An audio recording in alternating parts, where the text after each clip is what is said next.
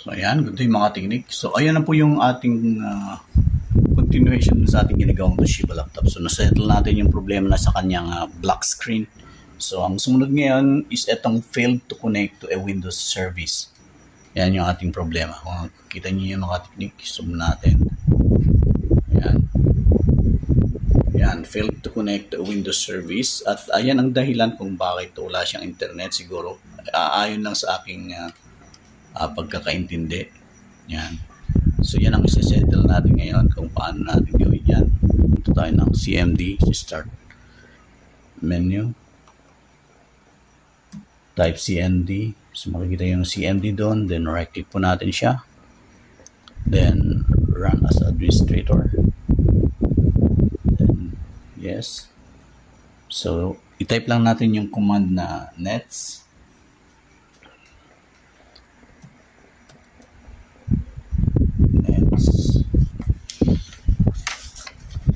Space, tama ba? NETSH space winsock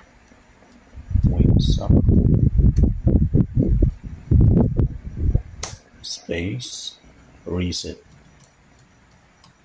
Yan mga teknik. Siguro din lang natin kung tama yung ating tinype. Nets winsock reset. Then enter. Tingnan natin, successful reset the WinSock catalog. We must restart the computer in order to complete the reset. Okay. So, tap lang din natin yung exit. Enter.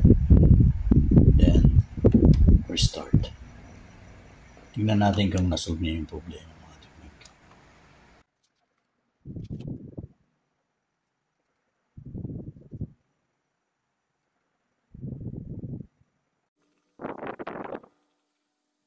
Yon. So far walang lumabas ng error. Okay, sana wala nang lumabas na error.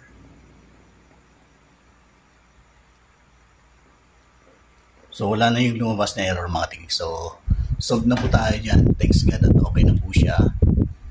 So okay mga teknik, hanggang dito lang tayo rito sa episode number 2 ng ating laptop na to. Nakasolve na natin yung connection to Windows services. So okay na po tayo doon. Ang naging problema naman natin ngayon, next problem na gagawin natin is connected siya sa Wi-Fi pero wala siyang internet. Titingnan mo mga teknik. Yan, makikita natin connected siya sa Wi-Fi sa PLDT home fiber pero parang nablakan siya sa internet.